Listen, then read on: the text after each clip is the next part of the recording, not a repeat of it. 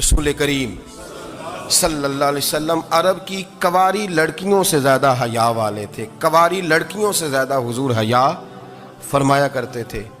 جب خانہ کعبہ کی مکہ شریف میں تعمیر ہو رہی تھی نا، اہل عرب اس کو تعمیر کر رہے تھے، تو نبی پاک صلی اللہ علیہ وسلم اپنے چچا حضرت عباس کے ساتھ خانہ کعبہ کی تعریف میں مصروف تھے. تو عرب کے لوگ چونکہ لمبا کرتا پہنتے تھے پیروں تک، تو نیچے اگر کسی وقت کوئی چیز نہیں بھی ہوتی تھی تو کسی کو وہ نظر نہیں آتی تھی، چونکہ پردہ رہتا تھا، ایک لمبا کرتا پہنا ہوا ہوتا تھا. تو جب بچے، سرکار کی عمر مبارک بھی ابھی تھوڑی تھی، تو اس طرح بچے جب نکلتے تو وہ کئی دفعہ اپنی تہمت اتار دیتے نیچے سے، اور کوئی مزدوری کرنے لگتے تو 3-4 طے کر کے نا تہمت کی کندھے پہ رکھ لیتے. جس طرح کبھی دیہاتوں میں لوگ کپڑا سر پہ رکھتے تھے کہ اوپر اگر کوئی وزنی چیز رکھیں گے تو وہ تکلیف نہیں دے گی. نبی پاک صلی اللہ علیہ وسلم بھی سب لوگوں کے ساتھ خانہ کعبہ کی تعمیر میں شامل تھے.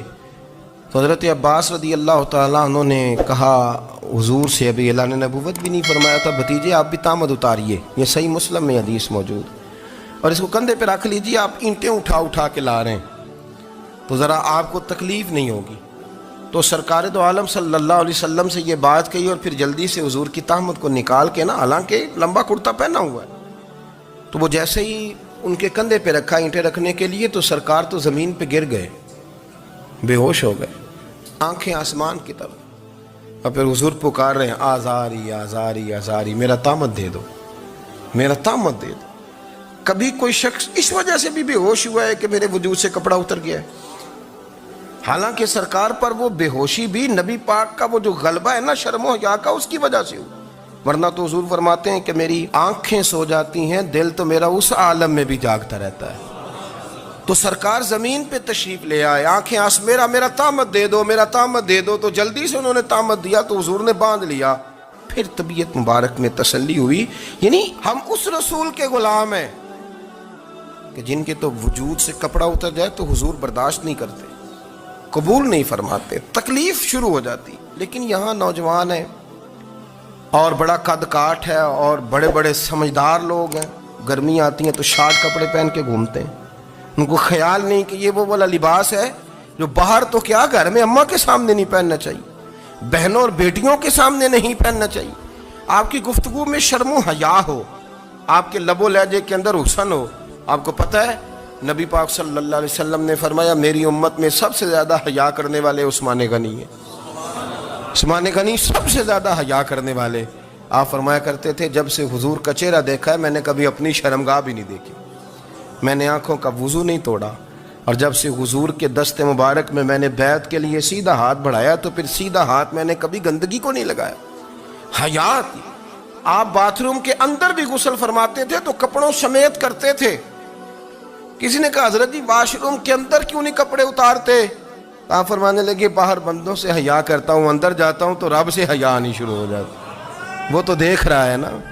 تو میں جو بات آپ کی خدمت میں عرض کرنا چاہتا ہوں اس کو آپ سمجھیے گا میرے عزیز، کہ شرم والا مزاج، گفتگو بھی شرم والی، آنکھیں بھی شرم والی، لباس بھی شرم والا، دوستی یاری بھی شرم والی، بہت ساری ایسی باتیں. دیکھیں نا آپ ذرا، میں نے کہا کہ باتوں کو سن کے گزر نہ جایا کریں، اس کی گہرائی پر غور کریں.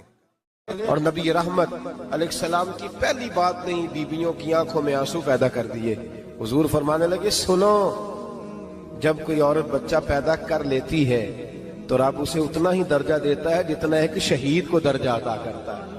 اور فرمایا جب وہ عورت، اس کا بچہ آ جاتا ہے، اب وہ رات کو روتا ہے، وہ اٹھتا ہے، پخانہ اور پیشاب کرتا ہے، اپنے وجود کو آلودہ کر لیتا ہے.